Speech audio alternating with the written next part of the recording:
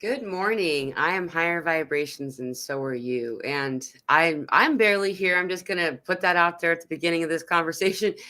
It was a really rough night. I think a lot of people had the same experience I did. The frequency and the energy coming onto the planet and through us right now is just really big. And so I don't know if anyone slept last night. So anyway, if that's you and you're having these kind of experiences, then you're not alone. Um, I'm excited to have the conversation that we have today. Is my friend Sandra. I've talked to her.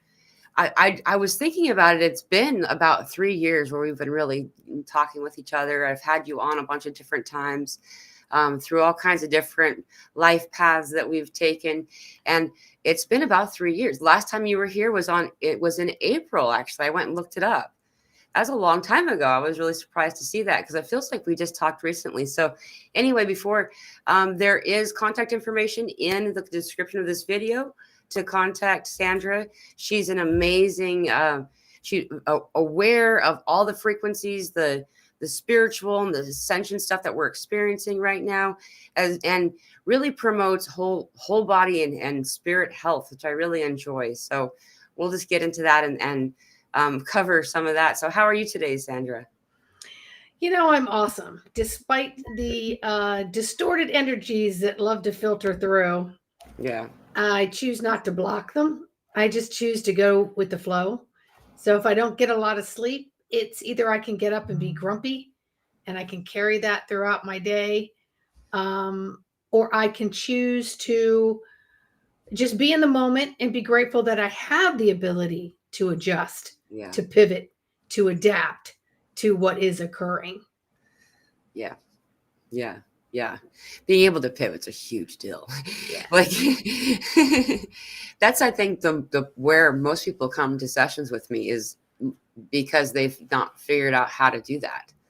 And it hits you upside the head like a random stranger from the sky. Like, whoa, what is that kind of stuff? And what would you do? And there's a lot of different scenarios, so there's no blanket answer. But um, how do you pivot? Well, like anything else, we're spiritual athletes. So, you know, the areas that we're more vulnerable are the areas we have to do more work in. So we're pretty good at certain things and maybe not as good at in others. So we need to spend more time learning how to pivot, right? Right. Keeping one side of us very anchored while the other is maneuvering, because our body always wants safety. It always wants to trust it knows where it is. Hmm. So no matter what wind, tsunami, or attitude or stuff's getting tossed at us or to-do list is growing, we can make a choice. Hey, my physical body is very strong. I'm going to take it one moment at a time, one task at a time, not get too far ahead of myself, Yeah. and anchor in and just try to accomplish one thing at a time. Yeah. Yeah. That's that's the best part, right? The last thing you said, actually, that's really how I do my time. Like when it's difficult, it's like, okay, well, I'm actually, this is what I'm doing. I'm right here. And all the other moments, like you said, one thing at a time. Like all the other moments and all the other things will be there when I'm ready for them. You know, like it's really important. And in fact, I wanted to bring up this comment in the audience here. Tommy says, "What the heck is going on? I feel like I'm in a different reality of sorts, trying to adjust to it. Intense energies." Yes. You're feeling it too. And not only that, not only are we having all of this, like, I don't know how many of you follow the Schumann and stuff. I think a lot of you do. Um, it's been acting all kinds of crazy lately. I got some cool screenshots of it, screen recordings, but like we're having this timeline jump that just keeps appearing. Like it's like a heartbeat. And then it goes away and it fills in with the frequency and the type of activity we had in the Schumann. Also, on top of it, that we are the KP index, I follow it pretty closely, especially when we have all kinds of activity like we've been having. And we've been up in like the 5 and 6 range, fours as well. But we've been like up really high. And for those of you that don't know, tomorrow is a national holiday for the US.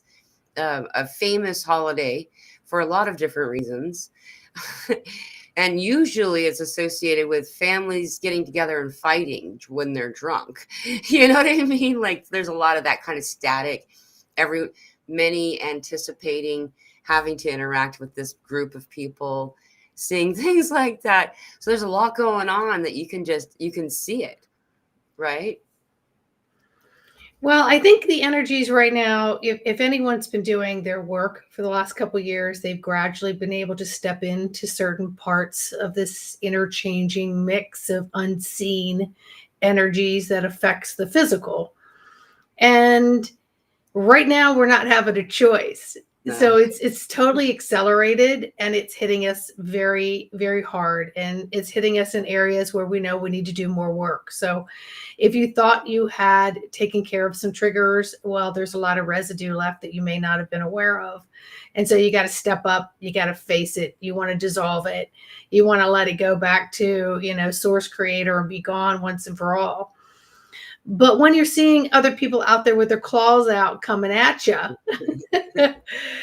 we get in an automatic energetic defense mode. And so that's also a distraction too, at the same time, because it's throwing us back into that inner work. But how can you do that when you feel like you're tumbling in a dryer? Right? That's a good way of putting it. You're just tumbling in the dryer, and you're trying to find your footings. And, so your software and your hardware of this physical avatar is getting tumbled in every which direction. And then even if it slows down and you think you can get your bearings, you still don't know where you are. Are you in front of the door to hop out of the dryer? Are you in the lint tray? Are you in the back of the dryer next to the heat source? It really, depends on, on where you land. And so all of us have got a lot of things we have to look at right now, but everything's a lesson because you're safe. You're already safe. You can already trust that you're going to wind up where you're supposed to be. It's how are you taking the steps to get there? Are you truly in that moment experiencing it and making the innate decision, not the decision based upon all the crap you're taking in through social media, which distorts your inner Geiger, your inner GPS, God Protective Services. So, yeah, we're getting hit. We are getting hit. Yeah, exactly. That's so well put too. Like, I love the dryer reference, like spot on, tumbling in a dryer. Yeah, and I agree with you. I mean, we've been told this. We've been given reminders, through a lot of different ways. Not just people who are channeling, it's coming up to you, through you, for you, every place. Like it started, I noticed it. Well, it's nothing. There's really no measuring line of where something started when it comes to these topics. However, I noticed it really picking up the end of August, the beginning of July, or excuse me, I just said the wrong way. The end of June, the beginning of July, there was a lot of like life review kind of things coming up, but it was gentle. It's like, hey, and what that was about was to look, remember, there's this stuff underneath the carpet that needs to be cleaned, like these things that we don't realize were affecting us or we hadn't dealt with, right? And more and more, it's been a really consistent report for an ascension symptom. People are worried, like, is this the end of life review? No, it's just, the moments that were unhealed that were left behind. And then the triggers are just start popping up. And triggers are the same. That's a different word to mean the same thing that activation does, right? And so as a trigger comes in, it's usually a gift. We just don't always realize that's what it is when we're in that, right? Yeah, and I think we have to look at each thing as, again, the lesson, no matter how do you want to call it or what you want to word it. Anything that presents itself that makes you stop and hopefully take a look at it is a trigger. And it is there to bubble up and come out. We're in the year of the snake. We're coming to the end of it. And if you haven't been doing your work, it's going to hit you even harder because you got to really shed that old shit. That Yep. shit just needs to go. And, we can sit here and take in all the fuckery from, the outer worlds and the inner worlds and what everyone's saying about this or about that. But, unless you're really willing to step into that frequency and get on a bandwidth that is more cohesive with where you are in this moment, you'll stabilize a little easier or a little faster. And and then once you stabilize, then you can realize, okay, this is what I need to look at. Yeah. And it's that priority list. You got all these lists of things that need to be done of necessity, and some are not. And you've got to look at them. What's most important right here, right now? Because you can't get time back. You can't get it back. And so if we're wasting all of our time doing all these other things, we're spinning our wheels and we're creating avoidance. And then next thing you know, more weeks or months go by and the energy's not going to stop. Yeah. It's you who has to stop in it, unwind, untwirl, and figure out, okie dokie, which is my anchoring foot, which is my moving foot, and can I switch them? Can I switch them around if I need to? You Right. know? So if we're not doing that with stabilization, we're not reinforcing that we're actually here as physical beings, and we're not taking our hardware and our software seriously, because everything is inside of us and outside of us to teach us in this little circumference, so that we can swirl and twirl with grace and fun and ease like kids, not running through a field dodging lightning bolts. That's no fun. That's life Right. threatening. We want to step out of the life threatening stuff and get back into more of the meat and potatoes of what life really is. And the stuff doesn't define us. No more stuff Right. defines us. We're not humans having spiritual experiences. We're spirits having human ones. Mm-hmm. And Yeah, and when I watch the Sky Show, as I see my guide and all the energy moving, and it's quite fantastic and fun. But I will watch the non-body energy beings have to kind of move into like a cloud or a mm, different force of energy so that I can actually see their outline, a little bit, so I can identify, oh, that's a thing. That's a yeah, guide kind of thing. Um, so yeah, I just wanted to put that in there. that's really so. I love this part of this topic. So like this is very empowering for people to understand because okay, everyone's going to have these experiences of on some level at some point, right? However, this just side note is that a lot of people, there's a big influx recently of people reporting seeing things that it's startling at first, especially since we've been raised to think that if you see or hear something outside of you or that's not you, it's yeah, the Funny Farm song plays, Mm-hmm. that's not the case. In fact, the DSM, which is the desk reference for like psychologists and psychiatrists across the country, at least, they measure and explain and describe every what they call a disability in this desk reference. They've recently changed recently, as in within the past couple of years, the description of what it means to be uh, schizophrenic, where they've taken the words of whether or not you hear a voice out and they've changed it to, are you hearing voices that are asking you to hurt yourself or others, which is huge. I mean, they completely removed that. Now, having said that, a lot of people are reporting all of a sudden, like just over the past week or so, first time experiences, seeing orbs, seeing silhouettes of beings, seeing shadows, noticing there's other beings around them. And my main guidance typically is always to remind people to send love, because then you can tell why they're there. If they are of love, they will return love, usually a lot more than you sent. And if they're not of love, they'll be you can tell that it's like, oh, kind of like a shock energy, and they leave. Like they're like, whoa, it's like you're repelling. However, there's a lot of other tips and tricks, and everybody has their own like basket of goodies about how to interact. You know, you can ask spirit to show itself in a different way. You can, like you said, Sandra, where it's like, you know, step into a different light so I can actually see, or give me a different type of interaction. I don't understand why I'm seeing what I'm seeing. You know, I'll have such immediate responses as soon as I say that, then a message pops up. You know, it like not like written by them, but they're an old message from an email that someone else wrote that was the same answer that they're giving, or you know, weird seeming, very powerful.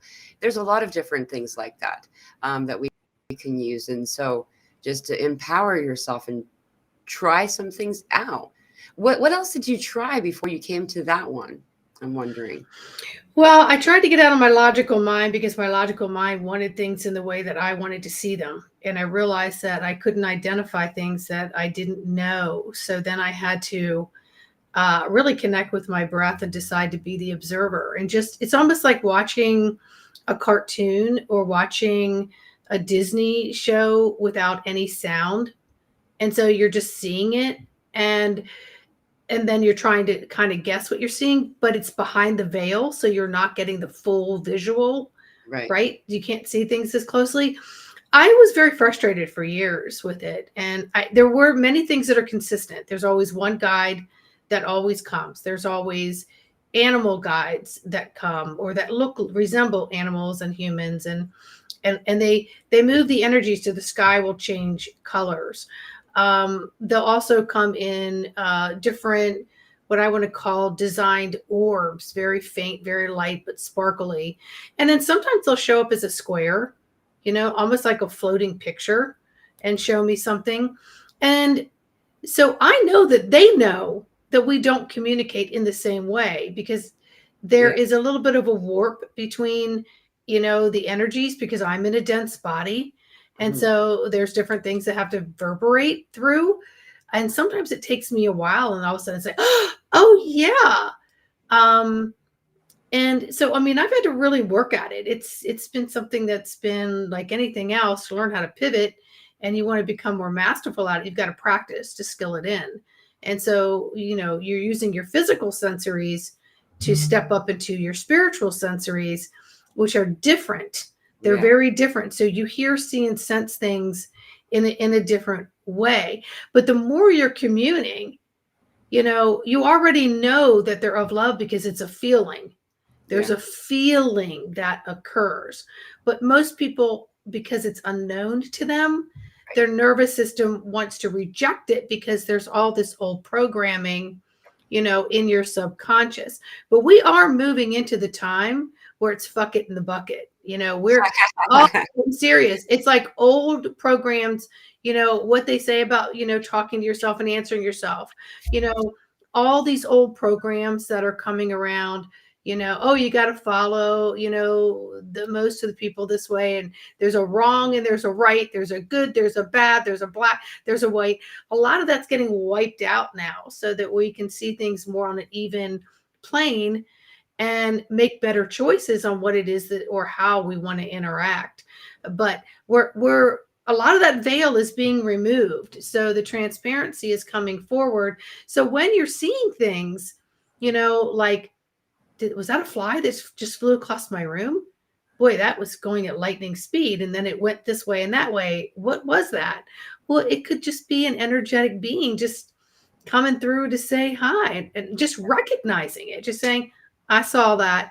Keep going, because when they want your attention, they're going to get your attention. Yeah. Yeah. And you know, it's kind of like the you know what's weird is when you were talking, I saw it turn to 222 and I put that in the chat. And then a little bit later I looked back over and I watched it turn to 222 again. Like Mhm. that's really weird that That's happened. all these time changes. It's like we are in like multiple warp weird time phases, almost to the point where I've had to go, am I really physically here experiencing this, or am I in like sort of this illusional Mhm. state? But time is, I swear I can drive and then turn around and open my eyes and I go, I could have sworn I already went on this road and made that turn. Yeah. What is that? And so, because I'm aware of it, I don't allow my nervous system to get all jiggy, right? Yeah. I'm just like, all right, so it's just time travel, just something different. I'm not used to it. Just allow me to connect where I'm not frightened or scared or Yeah. getting my nervous system whacked because it's freaking freaky. Right. And that's what all this practice is about. It's to help us to give us the practice field to learn to not get, so engaged and frantic about it, and it's, worth noting that I would say at least a majority, I don't know how, exactly, because I only talk to who I talk to, though out of the sample of the spiritual people, the people who are aware of this, there's a lot of different words. It's everyone's spiritual, so I don't, you know what I mean? But is that they'll talk about, oh wow, I totally hijacked what I was going to say by my freaking disclaimer. I do that all the time. uh oh well, I'm gonna move on because there's another point that I was gonna make. Is that okay? Hey, keep going, girl. We didn't rehearse any of this. We popped straight Yeah. on, and let's Oh just give it to the people because they're listening. They're looking for insight. They want to share insight. They want to receive insight. yeah. So let's just freaking go with it. It's all current. I'm really glad that happened on air too, because this is a real common ascension symptom right now. It's like there's so much download coming in. It's like when you're doing the dishes and talking on the phone and someone's ringing at the door and you got your kid coming in with 8 of their friends asking you questions. And then later on, you find out that you told them that they can go to the town over and you didn't realize it. Like that's how it feels when all this downloads coming in, and then you're trying to have a straight conversation. So a lot of people are losing vocabulary, completely forgetting what they're talking about. I know a handful of people have been coming to me all worried. They're like, I'm losing it. I keep forgetting and the most basic things, and it's like, that's just where we are right now. That's the Mhm. energy that we're in, and you're okay. You're going to be just fine. One of the points I wanted to make though was this other little thing that I had learned along the way is, and isn't it fun to discover why people do certain things custom wise, is you always hear about people bowing, divert your eyes, is like in the Bible and stuff. And like you always think of it as that you're supposed to lower yourself is why they do that. However, how I see is that I look down just below what my eyes want to look at so I can see it, because you actually see it through your third eye and your crown. So Mhm. like when high frequency energy beings or whoever it is, high frequency doesn't mean higher than you. It just means that you're a really high energy stuck in a dense body, like you were saying, right? However, just to divert your eyes just a little bit, so your line of sight would be here and just below it. Um, this is an example, like let's say you're outside and it's a little bit overcast or foggy or something that you can't see the stars as well. And as you raise your head up, you see a star until your eyes look at it. And then it's gone. The same concept. So if you are interested and you want to explore this further, try, instead of using these eyes, relax those ones and let the sight happen up here. That often helps for it's amazing. And it's so cool too, because you go into like this trance kind of place. Um, anyhow, and along with this, there's no space between me and anything. Like it's more like we're in a big ocean full of all kinds of glitter and souls, energies, different beings. Every drop is someone else. We think that there's this huge space between me and that desk over there, when there's really not. There's like all this stuff in between. And so like you said, just because we see or notice someone, it doesn't mean that they are coming in to say hi to you. It could be a leaf floating on the stream. Just let the leaf float, move on. You're not going to jump into that stream and try to grab onto that leaf. It's probably like, okay, we're talking to you, but If they want to talk to you, like you said, they will. They'll also grab other people to come in and just randomly tell you things. I've heard some cool experiences like that. Well, I think, we're getting preempted. They just can't all fly out around you and show themselves to you, Mhm. right? But at least, you're getting little glimpses and preempts of some of the things to come that maybe you chose that this is how you want to communicate and what you want to see. I was thinking when you were talking and we were talking about being in physical avatars, right? If Casper the ghost took off his sheet, what would he be? He would just be floating energy, right? Mhm. So, we have to have this sheet on us, this energy on us to live on this earth plane of meat and blood and bones and flesh and also ways to maneuver while we're housing the spirit to go on this experience. This, we're going down the windy river and up the mountain and through the woods, with this avatar to experience as much as we can in life that we came here to do. That could be on our to-do list with a lot of derailment that's going on. But the other thing that you were talking about with hearing the voices and all that thinking you're crazy creates self-doubt. And as soon Yeah. as you get on self-doubt, you're dipping down into another current.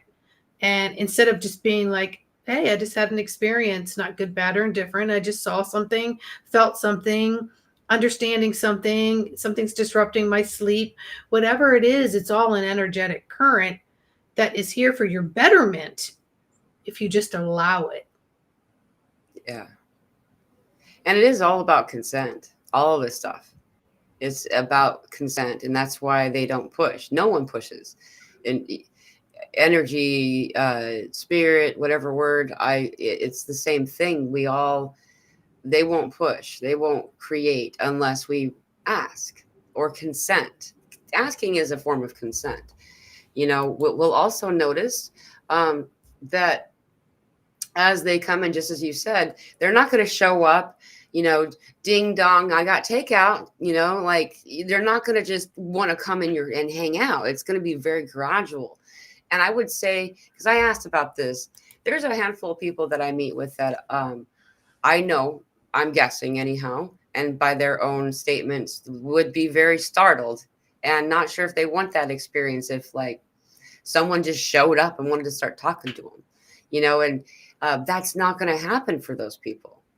And it's going to be a gradual process, like for those in the audience, Sandra and I've been doing this for quite some time. Like I had my first near death experience when I was 4 years old, you know, that was 32 years ago, you know, and so I had to think, wait, no, that was longer than that. How old am I? It's And all relevant. right. Um, anyway, is that that's funny. I totally thought I was in my 30s. It's because age is irrelevant. It's like literally disappearing. Like it's just disappearing. It doesn't even matter, right? Mhm. Yeah. And then when you were saying like knock knock, I was like ding dong, I got 2 tickets to the Astro Ball. You want to go? Yeah. It's like, hold on a second. Not Yeah. Yeah. sure, It'll be more right? like they slowly, gradually introduce themselves, like they've been doing for the collective. Like I was just remarking about this with a group the other day, is that, remember 2020? I don't know if most people didn't even pay attention to it. There was an announcement before the lockdown actually happened. Like it was the middle of the beginning of the crisis of the global thing, that they did. And anyway, they put down under the radar because everybody's all like tuning in to find out about their stimulus check and if they're going to be in the lockdown. No one clicked. No one tuned into the channel to find out. They're saying, "Hey, there's UFOs, and we're telling you it's true." Like I'll bring that up to people, and they're like, "That didn't happen back in 2020. It didn't happen until a couple of, it happened since." Though they first did that, they're like, "Hey, here's some footage," and they posted what they shared with us in a global way was old footage from a few years back. And the reason that they would do something like that is to show you that they've been here, they've been coming, and no one's brains got harvested like Hollywood tries to teach you, right? You're gonna be fine. My point here is that gradual nature, that as that came in, once it was produced and as a, no one even seemed to bat an eye. If that happened in the 90s, the world would have been in complete chaos, you know? And Mhm. so this kind of gradual nature is more correct to how it's happening for people, you know? And like, I mean, even people who have regular contact, it's like not, you know, like they're hanging out in, you know, the ET main ship having dinner every night. You know, it's like there's flickers and moments and things that come in, but for the most part, the entire memory doesn't, still isn't retained. You know, like there's a reason for that. We're slowly and gradually coming to this experience where it'll be scattered moments throughout your month or year rather than like, you know, every Saturday or every day, you know, kind of a thing. And I just, I think it's talk about this because a lot of people are concerned. You know, there's a lot of, we have another comment. Did you know about that, Sandra? I did I think hear that's about that. Yes. I don't know what its name is. It's got something, it's got numbers in it or something. I don't know which one this one is. But R2 Yeah. Swan. Yeah. It stuck in my head because I heard R2D2 bleep. You know, when I read that, and I was like, it's like R2D2 Swan. And they're perfect bookends. So like my head would be Earth. They're perfectly placed in opposite positions of us right now. Like, and they're lining up for this window of time that we're in, this huge, powerful, you know, precursor to something more that we're having. And so, you know, these kinds of things are more in line with what people will be experiencing for contact, I would say. You know, like quote unquote, meaning the awareness that that there are things happening in the heavens that are here to assist us. So Yeah, and like you said, if this had happened earlier, like in the 90s, I mean, I think everyone would have been running for adult diapers before they were even popular because, I mean, seriously, is everyone be crapping their pants wondering? But I did not even really understand what the three eye atlas was. It kind of came into my visual. I think I saw it a number of times when, I'd scroll or something, and I thought it was somebody channeling somebody. And then finally I saw it so much that I thought, who is this popular person channeling this three eye atlas that's on every show? When I realized that it was, a bird, a plane, it's Superman, it's a comet, who the heck knows? And I asked my guides about it, and they were like, don't get distracted. Don't get distracted. Don't get too curious. Just allow yourself to be in the moment of the present time to work on the things that are coming up as the energy and the light codes are hitting your body hard. Because there was a lot of things going on physically, mentally, emotionally that I was just trying to maintain all the way up until, just the last day or two. But finally, on October 23rd, I asked, and they gave me this quick, brief message. So I went, all right, do you want me to write it down? They're like, yeah. So this is what they said: Three Eye Atlas, celestial crop dusting, waves of energy, imprinting specifically each place, planet, space in all directions for corrections to bring forth new seeding. So when I just used the word crop dusting because that's what it looked like to me, because there's energy that was going yeah. every which direction. And that's all they would say about it. They didn't say, it just said celestial, meaning like, don't you fear. Don't you think about any other story. Um, just know that it's here. It is what it is, and it's for your highest good, and allow it to unfold. Do not go too far in that direction with the wandering, and then trying to make logic of it, and then getting away from my daily chores, Hmm. which is learning how to pivot and maintain the energies in which my physical body is really getting a little twisted occasionally. Hmm. you know? And so, yeah. So then I heard about the second one. So I really don't listen to a whole lot about it. And I never know what the Schumann or the CMEs are doing or all the other things. I know that you follow it. I let my body tell me. Yeah. And then I'm like, okay, I don't need to know why it's happening. I just know that it is happening to my body. And there for a couple weeks in November, I literally felt like my body was being shot up with adrenaline. Yeah. And I felt this rev going so hard, so fast, like it was pushing my heart and smashing it against my sternum. I mean, where I really had to dig my heels in and connect with the breath, know that I was safe and that everything was okay. It Yeah. even got to the point where it was still happening. And then during one of the times it was happening, I just happened to be at a doctor's appointment for another issue. And they do a standard, blood pressure check. And I'm thinking, oh shit, you know, and it was completely normal. And yet I could feel this energy surging. So I'm looking at this person who has no clue that inside me is like this high octane. And I'm just trying to be like this. Oh, great. Glad it's normal. No, I almost want to leave. I want to leave and get out into the air and go, containing so much energy. And so, yeah. Yeah. I'm really glad you said that too, because a lot of people are experiencing that, right? Especially right now, more than usual. Like, I think that we're on day 3 of it just being really consistent. Like some people slept hard last night, and some people were like me last night, where I used to call it the netherworld. Before it was like where you're just kind of in between sleep. You don't even realize that you're mostly asleep until you decide to get up.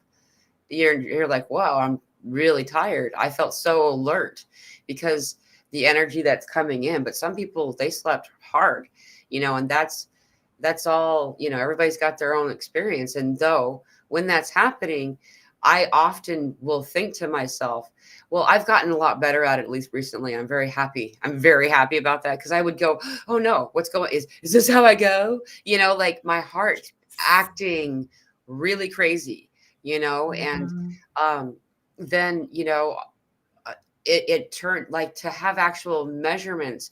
I used to do that. I used to go to the doctor a lot. And I'm saying a lot because I haven't gone in, I don't know, over a year, 2 years, something like that. Um, I used to go semi regularly because I was legitimately concerned. I was like, maybe I'm wrong. Maybe there's something wrong with me. Let's go check. And the doctors would always give me that look like I was coming for drugs, even though I never filled their prescriptions. It always drove me Yeah. crazy, and like, they're like, you're healthier than you were last time. Go home. And like, that having those kinds of validations were really helpful for me. Also, that's why I even learned about these graphs back in 2020. um I It was maybe late 2019. uh I started to really feel these incredible bursts of energy, and I was trained in the nervous system kind of way that you mentioned to be concerned, and I found the Schumann resonance was spiking to 800. And it didn't have that ever before. It was between 4 to 14 was a typical back then. And it started to spike at the same moments that I was also having this spike of energy. And it was so validating. Like you said earlier, trusting yourself, believing in yourself, knowing that your own experience is true and really happening is often, of above everything else, the most powerful tool that you can have. Allowing yourself to know that the experience that you're having is legitimate, real, and you're not crazy. And lastly, I wanted to add one more thing, though it's back to an earlier topic you had mentioned a moment ago with Three Eye Atlas, is that I saw the same thing, like you said, crop dusting. I hope it's okay if I'm Wow. moving around. No, I'm glad because I haven't really shared this with anybody. I kept it quiet. I think I did a little video on my YouTube channel, but I don't really talk to people about messages I get. So Yeah. please share. Yeah, so they said specifically, 1 to 1 trillion will be activated, meaning that it takes one drop of water with the memory from before. Something about our water has been tampered with in a way that makes it so it's difficult for the water itself to retain Mhm. or recall the memory that it possesses. Water has memory. Water is an organ, a live organism of Mhm. memory and code. In fact, a single drop of water contains the knowledge of the cosmos, right? So, something has been done to our water that has kind of eliminated its natural ability to do this. And the quantity of water being rained down on our planet. And for some reason, it has to go through 7 layers. Like, I know I'm not jumping off an edge and opening the debate about flat earth or firmament or anything. But there literally is some type of firmament kind of thing, okay?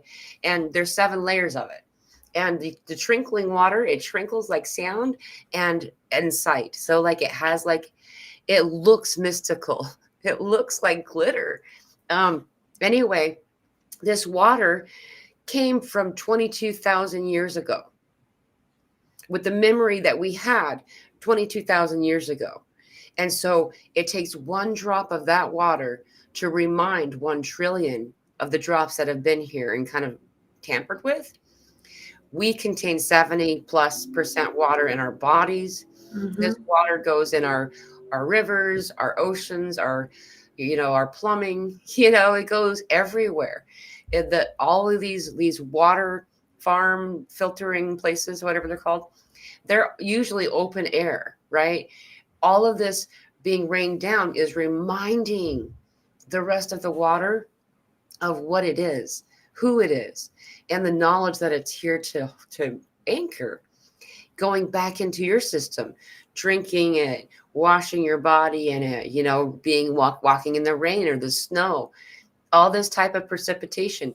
And isn't it fascinating that since Three Eye Atlas showed up to where it was local enough to cause this type of assistance for us, the kind of fog, rain, weird storm systems all across the world, weird winds pushing things in places that it never got pushed before, like it all happened on purpose.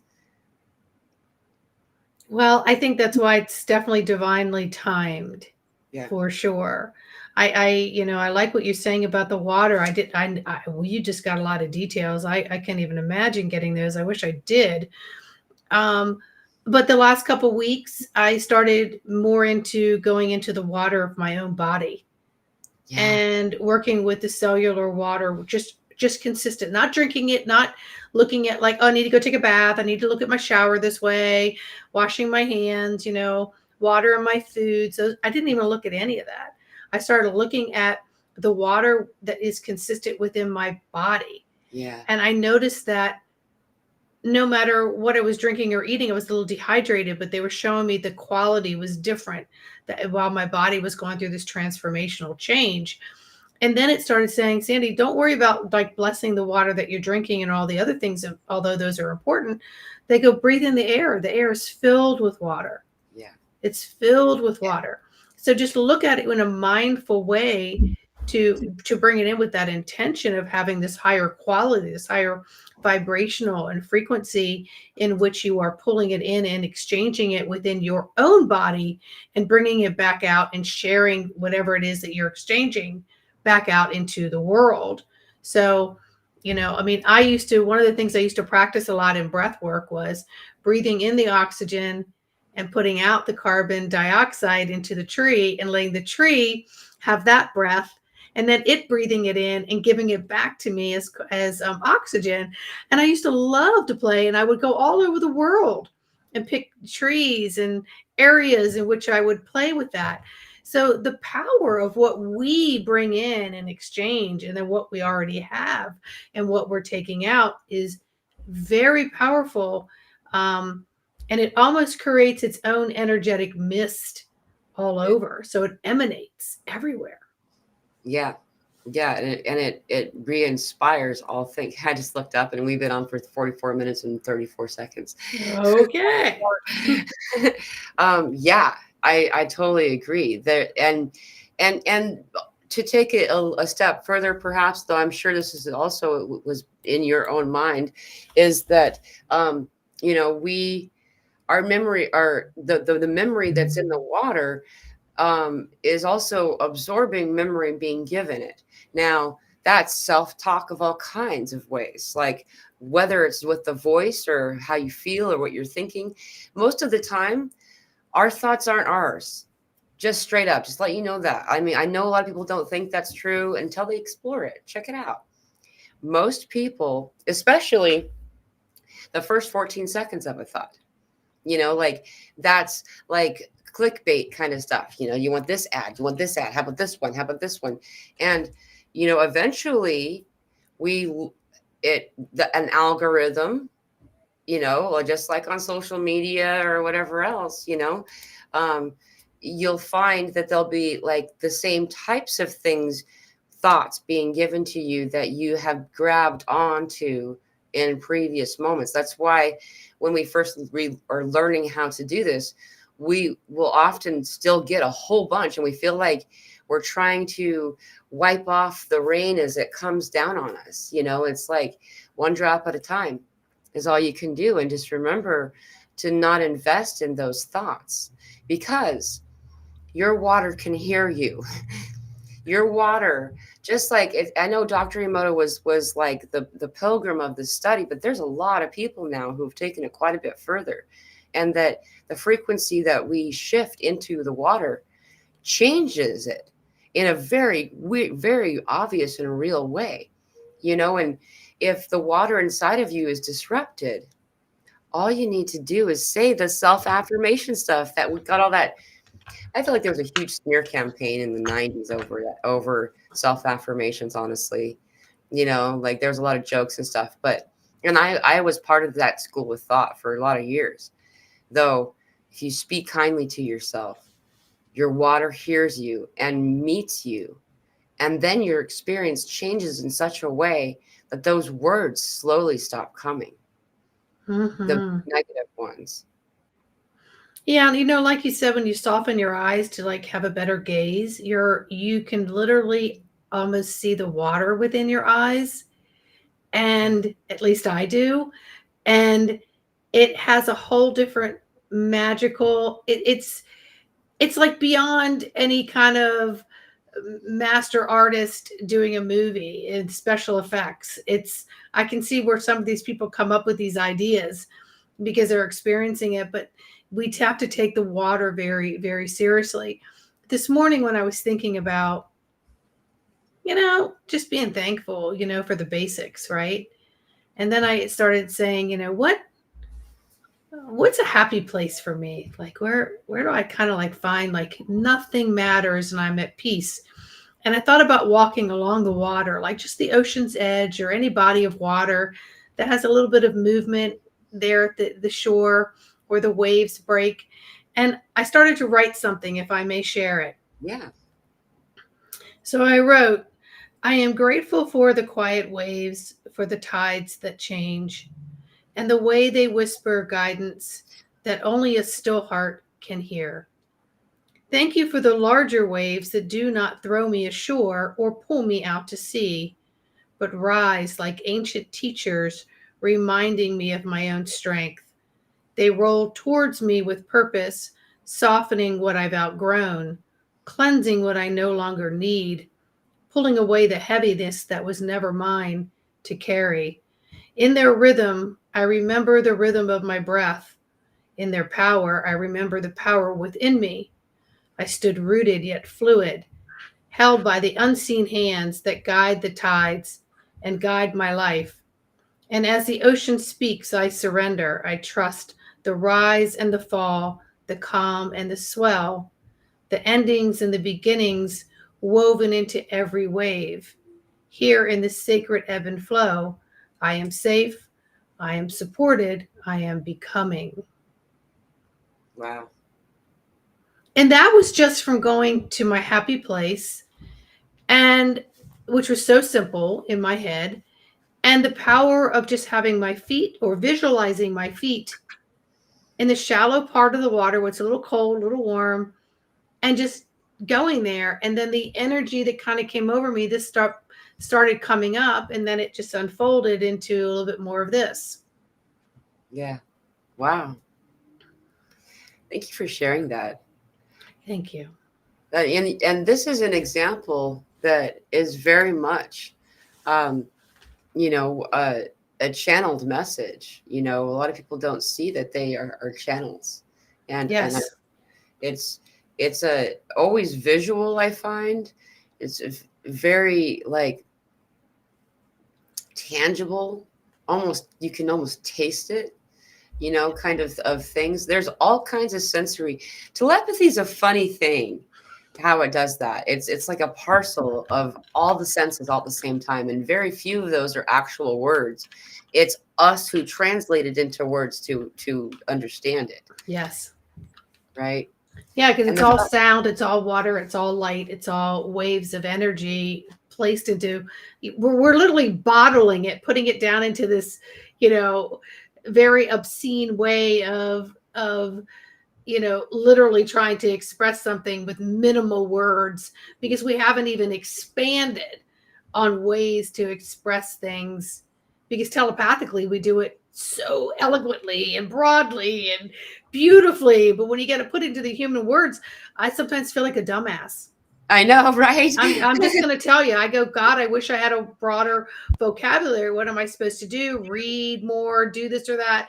And then I'm told, no, it's a distraction. You're supposed to be simple. And simple does not mean stupid. Simple just means keep it basic, keep it Yeah, where it doesn't need to be out there and all this, what you want to count as this high IQ, because a spiritual IQ is very different.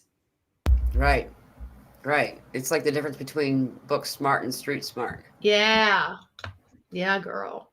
Yeah, I I totally got the street smart. yeah, right. And both are very useful, powerful, tool sets. You know, Absolutely. And those who come in with a higher, IQ on the earth plane in those ways, we need these people, these scientists and medical people and writers and visionaries. We need all of that. But we yeah, have to have the street smarts, the arts, the other ways to balance it, yeah, right? And both of those give us completely different energy feelings, and as we're also being hit with a lot of feminine energy right now, I mean, it yeah, is coming in big time, and it doesn't mean it's taking over, because everything has to be masculine and feminine, but we balance. have been unbalanced for a very, very long time, unfortunately. But it's been a learning experience, and it is what it is. Now with this new feminine energy coming in, it's just gracefully coming in and just sort of coming over that barrier line into the masculine to say, hey, we need to see a little more flow of this. And then the masculine's going to come back, and things are going to be a little more balanced. But in the meantime, we've got to get into this heart-centered space of creativity and acceptance and compassion and love. And what better way to do that than thankfulness and gratitude, which is right here, right now. Right, right. And it's we've off, and it's funny too because it has nothing to do with your gender. And a lot of people will mistake thinking that divine masculine is what a man will experience, and divine feminine is what a woman will experience. And um, straight up, most of us, including most everybody joining in on this call in the audience now or in the future, we've operated, no matter your gender, we've operated in what is trauma response, really. It's this divine masculine in trauma, like the divine masculine that was left behind was violated in a lot of ways, and so we've been operating in this only for so long that when this nurturing energy comes in, when this, and the mama bear part, like having this energy come in and be like loud at you because of what you're doing against yourself, like protecting you from you, kind of a thing. And it takes people off guard sometimes, and just to be aware. It's not scary. It's just like when mom says go to bed 13 times and or when dad says go to bed 13 times and then mom shows up, everyone goes to bed. It just they just know, kind of a thing. And it's like that dragon energy where you talked about the snake. We're in the year of transmutation, and the shedding of old ways, old ideas, and old reasons for doing these other things that have no use for you. It's this dragon, divine feminine, coming in your bedroom and saying, do you use this? Do you really use this? Okay, let's throw it away. Okay, how about this? How about this? And so it's like your whole house vomited into your living room, and all of the crevices, all of the things under the bed and the closets and stuff are now in front of you. And you get to decide, do I use those things? Are they serving me? Am I serving them by forcing a relationship? And I'm talking about not just romantic, but all exchanges with others. And usually, if we're forcing something, it's not serving them either. Right? Mm-hmm. And before it smacks you and whacks you in your face, it might behoove you at this moment to be proactive. Yeah. To clean out the programs in which you carry and the personal items in which you carry, and start to value them in a way that, does this suit me at this time? Does this suit me going forward? Is this something I'm supposed to have take up space mentally, physically, emotionally, right? Yeah. And I think those things are important. And the other thing we're talking about with the energies and everything that's pouring up, we have an opportunity to really vomit everything up and out. Just get every orifice you have and learn how to clean it without being too stinky. But at the same time, it's also bringing up a lot of that what I want to call the victim tyrant mentality. There's a lot of victim tyrant mentality right now, and that's all from fear, hurt, and trauma. And so as those things are being triggered for you, instead of trying to find justification for why you're carrying it around, allowing it to take up space, look at it individually by yourself with your guide team and say, how's this working for me? Let me dissect it. And then, or just say, fuck it in the bucket. I don't need this shit. Let it go. Get rid of it and just be done with it, and allow yourself to have a good inhale, exhale, and bless it with the water within your body and all the water energy, which is feminine energy, the creative. Allow it just to kind of wash over so it doesn't come back and hit you in the face. Yeah, definitely. And it's a proactive approach. Mm-hmm. At the same time, we're healing things that we've got so many simmering back burners over not just this lifetime, that have been unaddressed, and now it's time to do it, and so it's kind of feels overwhelming. It's something we're not used to doing in a lot of, if it's something that needs to be done, it's something that we haven't been doing, right? Yes. And so it's about practice and community. I find that, the ability, and I love this time of year, and that's actually the one of the main reasons I even and I mentioned this to you before, Sandra, is that one of the main reasons that you popped into my mind was that for this particular show is that you're always so beautifully put. You bring forward so many things that help people in the place of gratitude and self-love, and to not have to be in the crisis mode.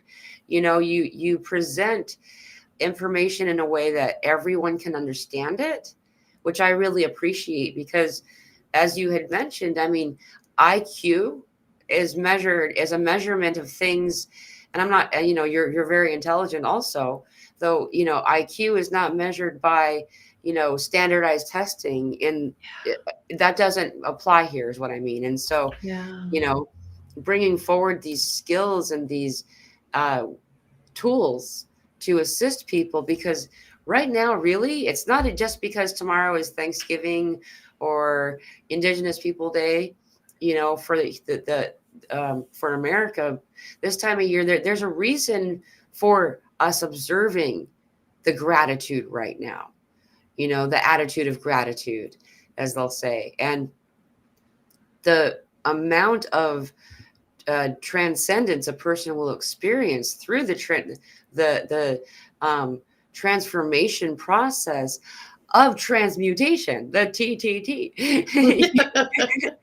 is hinged on this very thing: how to enlist with intention, so to on purpose become grateful, and I I have my own tricks, but I want to hear yours. What do you do to like bring that forward for yourself? Well, gratitude is both a discipline and a blessing, and it transforms everything from the inside out.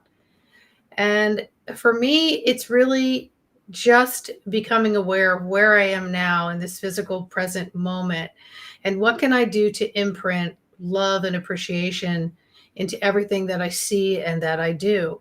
And when I do that, it softens my gaze, it softens my breath, it softens my body, and it balances and counterbalances all the other hecticness that we're living. And the other day I was trying to make something in the kitchen, and someone else was talking to me, and they were talking about just all kinds of random conversations, things that really didn't apply to me, but they wanted my answers. And I realized that the whole time I cooked this particular dish, I never once got into a therapeutic mode where I was blessing and enjoying and exchanging with the fruits and the vegetables and the food. I missed out on that. And I thought later, because it came up, I went, hold on a second. Everything I do needs to have an intention, right? So what's my intention? I want to fortify my body and bring nutrition to my body in every which way. So therefore I need to commune with what's in front of me. And that means prepping of food. That means prepping of relationships. That means, you know, the way I gently clean off the table, or I pick up a pile that's messy. How am I unpiling it? How am I unmessifying it? Am I doing it assertively, like I don't want to do it and sloppy, or am I saying, hey, I've got two beautiful hands extended from my beautiful body, and I have the strength to be able to do this and the mindset to do this. Allow me to do it with as much grace, flow, and effectivity as I possibly can to accomplish this job, so it feels good when I'm done. And everything we do leaves energy someone else is going to walk through that energy. So Yeah. do I want to leave energy out there that's going to smack them like a 2x4? Or do I want to leave some soft, pink, fluffy, basic cloud that doesn't add on to their crap, but also might awaken them to soften them, so that now they can unfold their own crapola? Yeah. So Yeah. it's mindfulness, girlfriend. It's total mindfulness. It's just turning ordinary moments into asking my guides and reminding me that I'm always supported, seen, and unseen. Yeah. Yeah. That's so important. Like, I, at an earlier point in my life, I ate for convenience rather than, honoring food as medicine like I do now.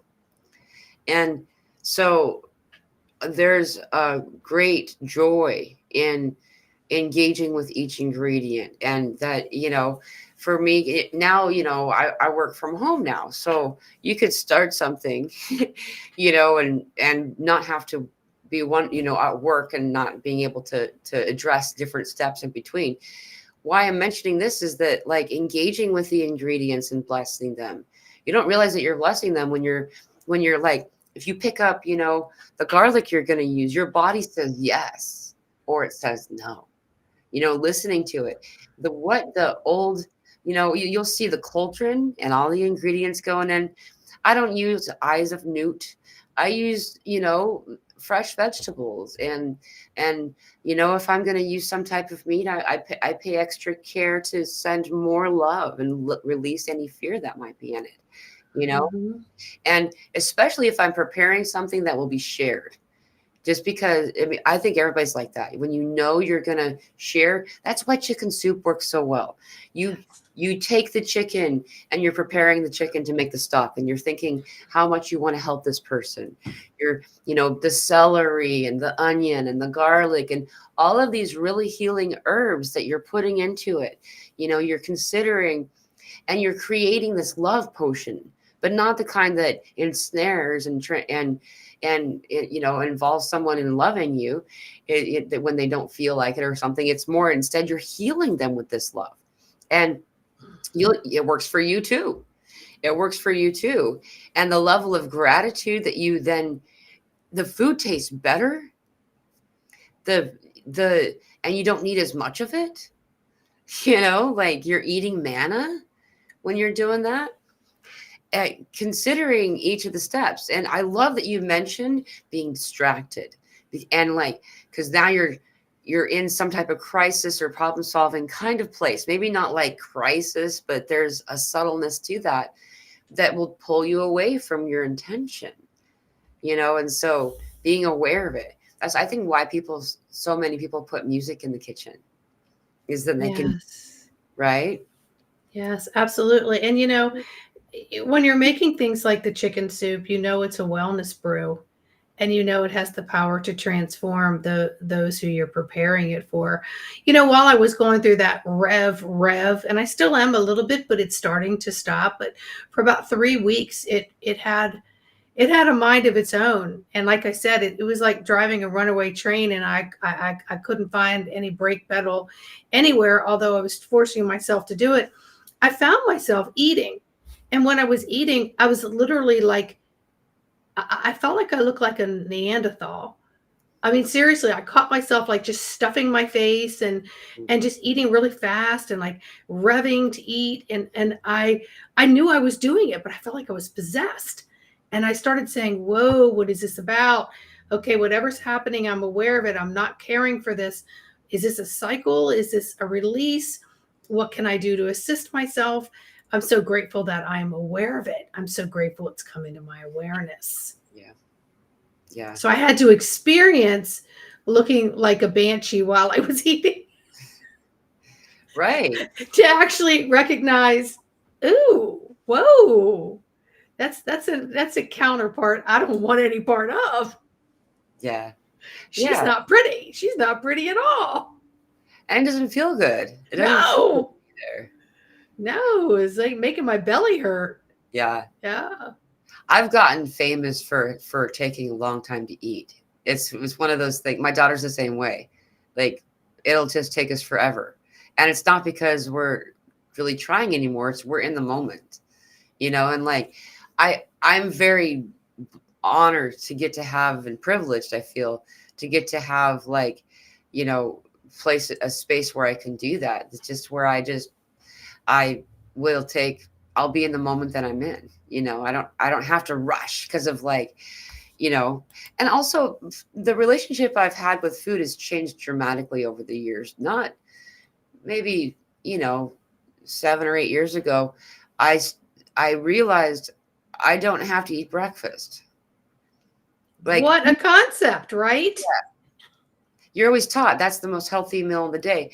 By the way, side note, it was actually a, a it's Cheerios. Yep. Cheerios very Mhm. specifically chose to say that breakfast was the most important meal of the day, so you'll eat their sugar and highly processed whatever else. And this is back when, people will say, "Oh, it's okay, that processed food, that processed." I ate that. No, you didn't. No, you didn't. If you, there's actually, you can go and look at the labels from, the 50s, 60s, 70s, 80s, 90s, so on. You can, and compare it.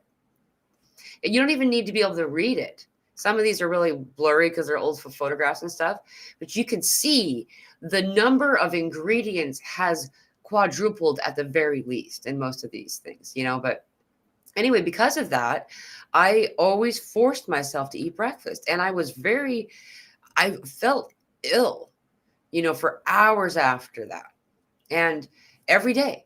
And then one day I'm like, oh, wait, I really, and I felt so much better. Then I ended up omitting lunch as well, at least for the time of lunch. Like, I get all the calories I need. No one needs to worry about me. I'm happily plump.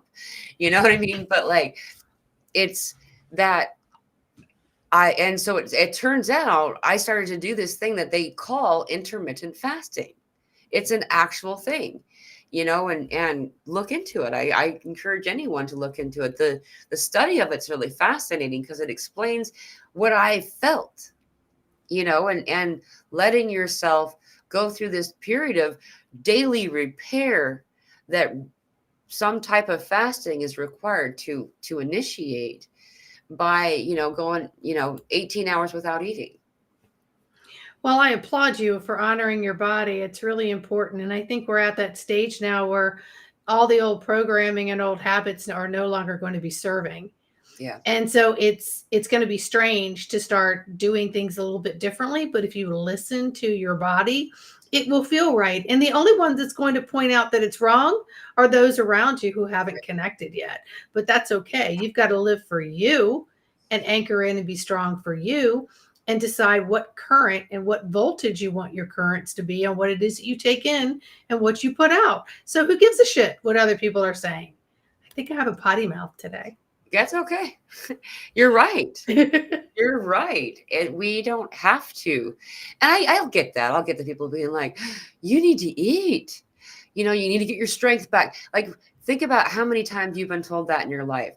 You're not feeling well.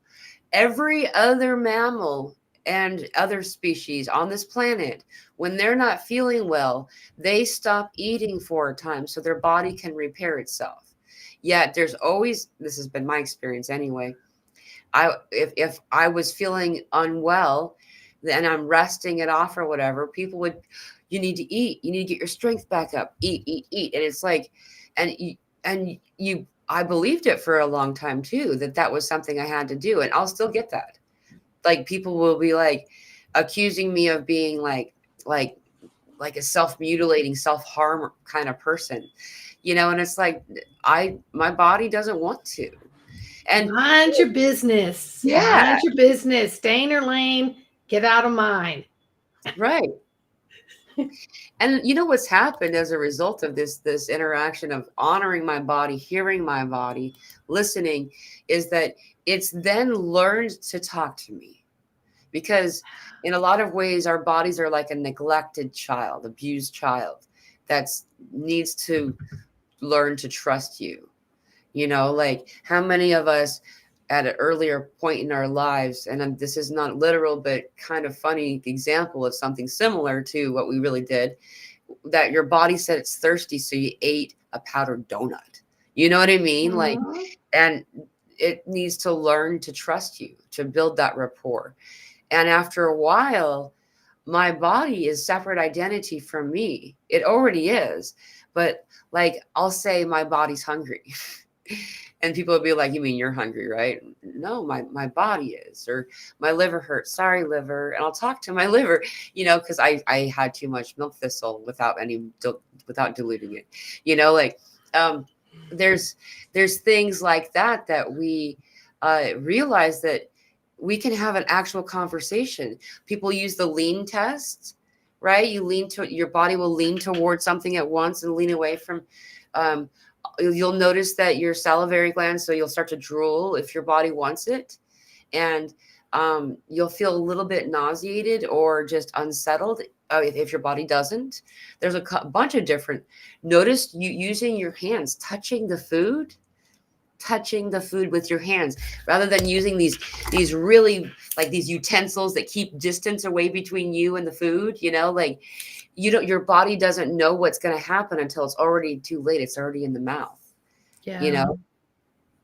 Well, I think back in the day when you really were eating with silver, you were getting the mineral and the importance of silver while you were eating, but most people used one utensil and their fingers, both. And then we got away from that with all this fake, plated looking whatever we're using to eat with. And it's getting in our food and it's not healthy for us. So our bodies know what to do. And all of us need to take stock of that, because when you get yourself in a place of understanding that maybe life isn't working for you up to this moment, start to question. Say, hey, do I really want to go in the kitchen and get that? Do I really want to have that? Or, hey, do I really want to go do this? Or do I want to be with these people?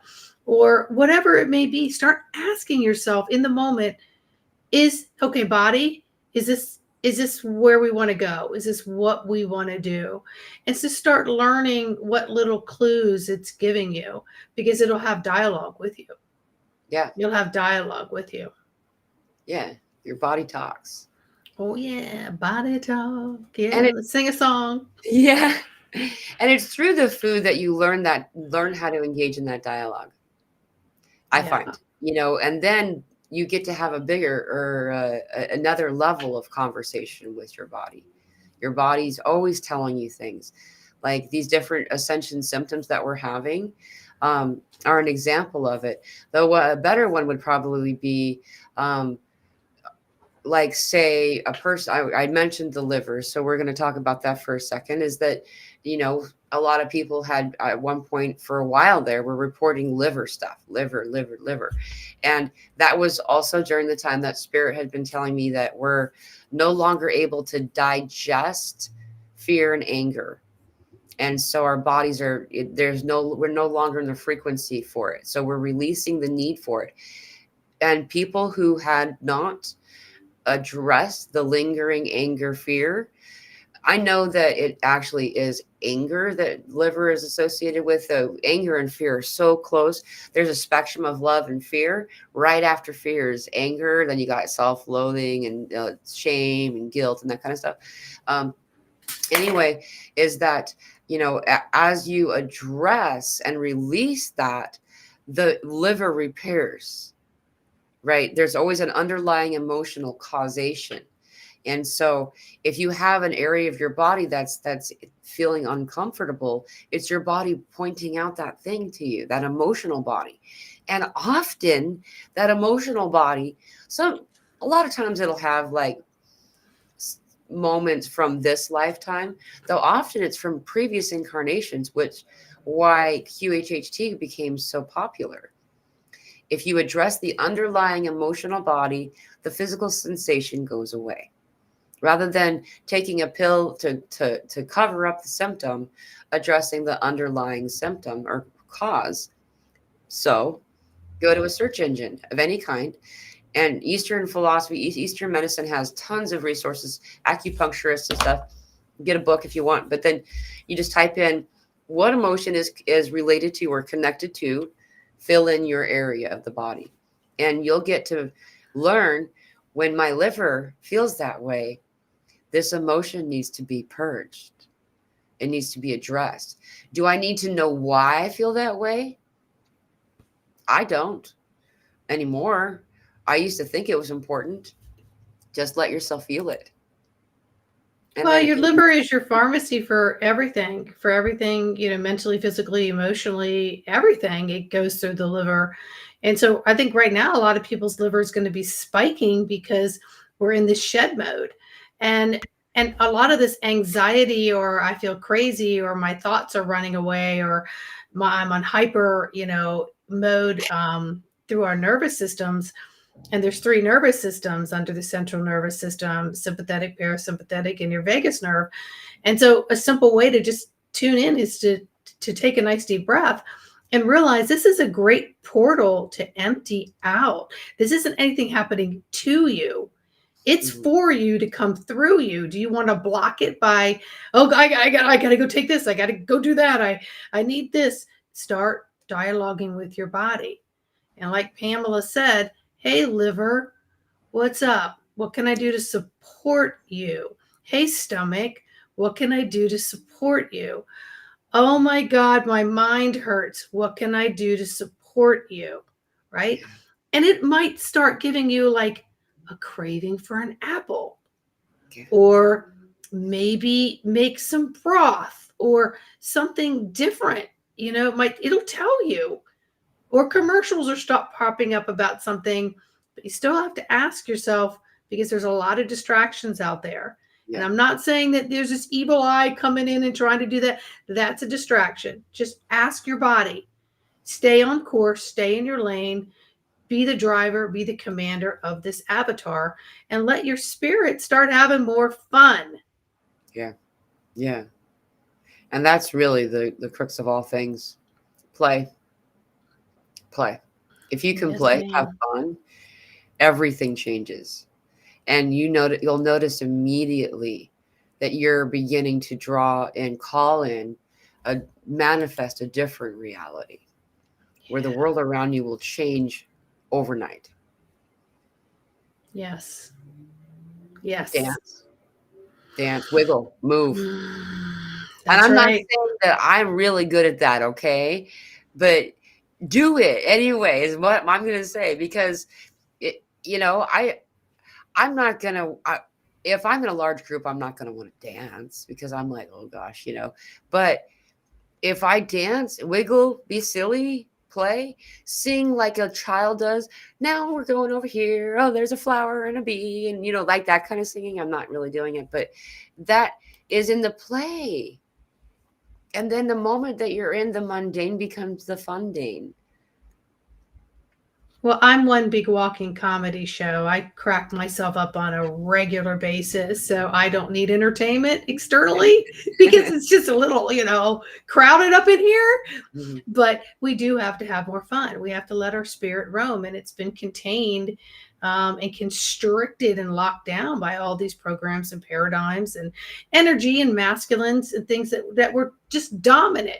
So Yeah, just say, okay, I no longer want dominance, or even skip saying that and just say, I choose balance.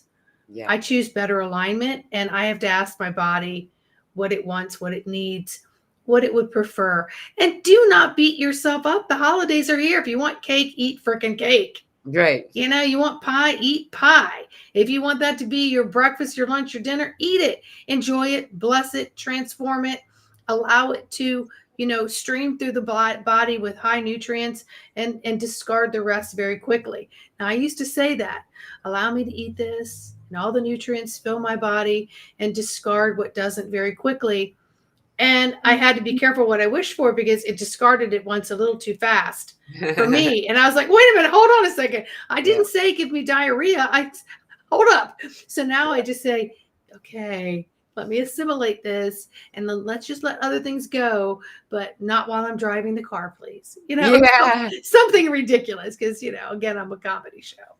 Oh yeah, I'm with you. Like the past, especially, and that's been happening the past couple of days for a lot of people. There's been a Yeah. global purge going on, Yeah. and we initiated a cleanse, a detox, right at the window when it all started for everybody. And so it's been pretty big deal of this purge for me the past couple of days. Uh, Mm. but I agree with you.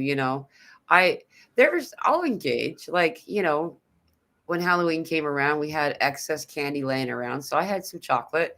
I paid for it. I felt it.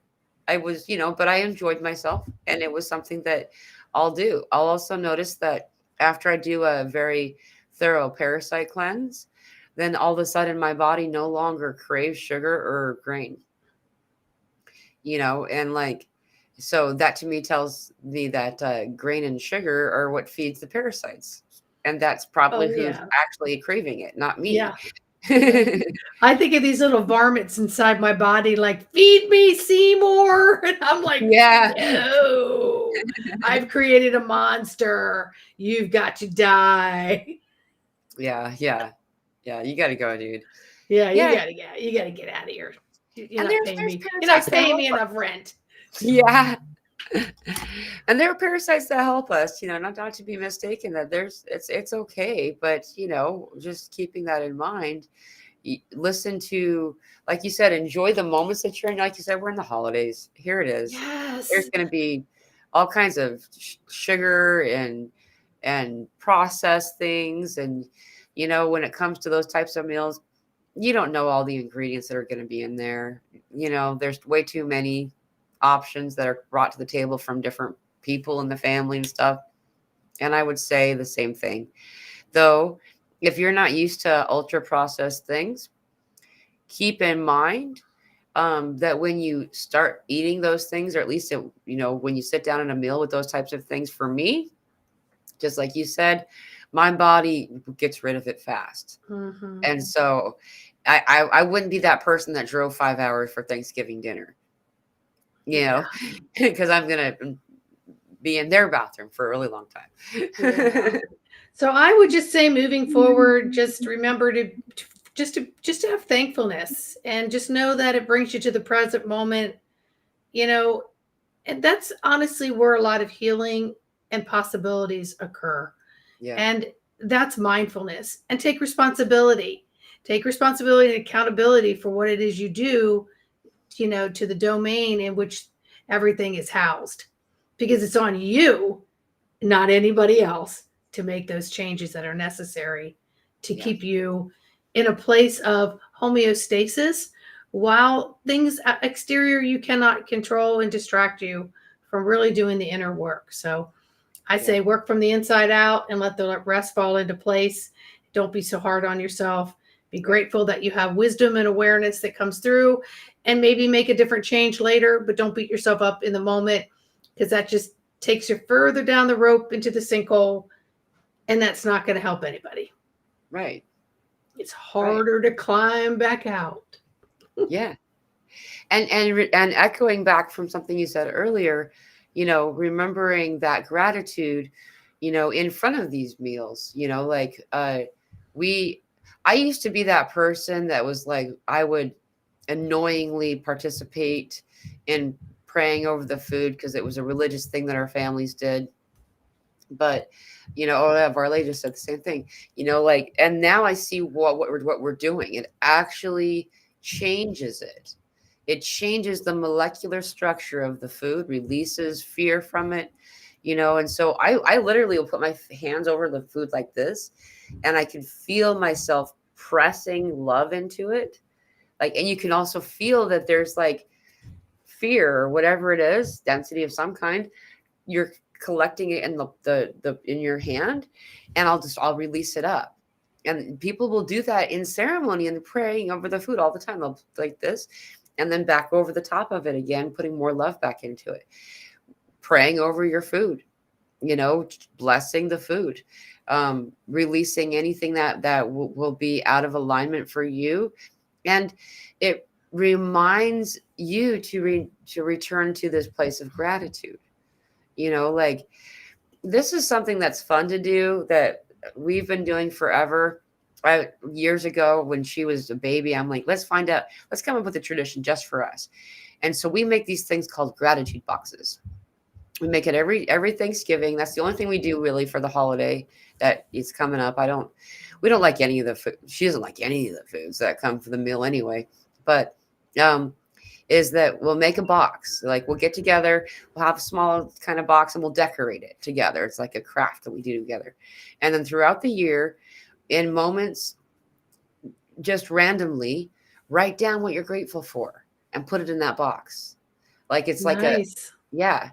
And then if you need it before the holiday comes, open that box. Let yourself see what you're grateful about. And if you are honored enough to be able to share a space with somebody else, it's so much fun seeing what she wrote. Like, I don't realize how so many things that I do really impact her, in the way that it does. And like, and getting to see these moments of gratitude that she's had over the months, it's very powerful and uplifting. And so if you're unable to draw from a place that you can be in a grateful state, then it's already there for you. You just got to open the Yes. box. Yes. Absolutely. And mentoring the little ones is really important, because although we come in pretty much guardians of each other, we're the older, wiser ones that have had a little more earthly experience. And we are here mentoring and sometimes even hovering, but also helping them expand, which Yeah. is so beautiful. And your daughter is so magical and amazing. So you guys, it was definitely divine intervention for you two to come together in this lifetime, for sure, as it is for many of us who are out there who are going to see family this weekend, and just be in that place of listening and receiving, and less motor running up here and more emphasis on the feeling here of what it is that they're saying and how they're expressing it and how you're receiving it, and is you're receiving in a little quieter in the listening, and just kind of resounding that back to them, because sometimes the younger generations don't need you to do a lot of talking. They but they do pick up on the feelings. So sometimes just use your wiser mystical self and just be in a place of just observing and appreciating all the beings that are going to come through your life over the next couple days, moving forward into any more holidays that are coming up. Use the example starting now. Yeah. Yeah. Oh, hey, it's 333. Yeah, girl, time to say goodbye. We could Well, talk this has for been, hours. We could talk for I know. hours. That happened fast. We've been on for an hour and Oh, I 3 know minutes. it. I know it. Well, I think this has Well, been confident. It's been empowering. It's also been softening. It's been centering. It's given people information. I think this has been an amazing time we've just spent together. And I just so appreciate you inviting me on.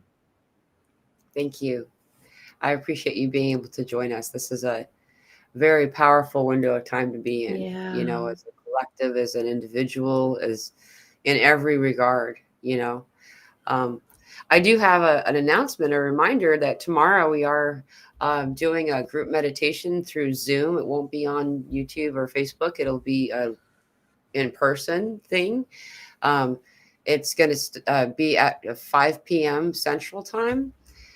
Being that we don't observe the holiday, a lot of people don't or don't have places to go and things like that. And so we're going to gather together for an hour-long conversation followed by an hour-long meditation of gratitude.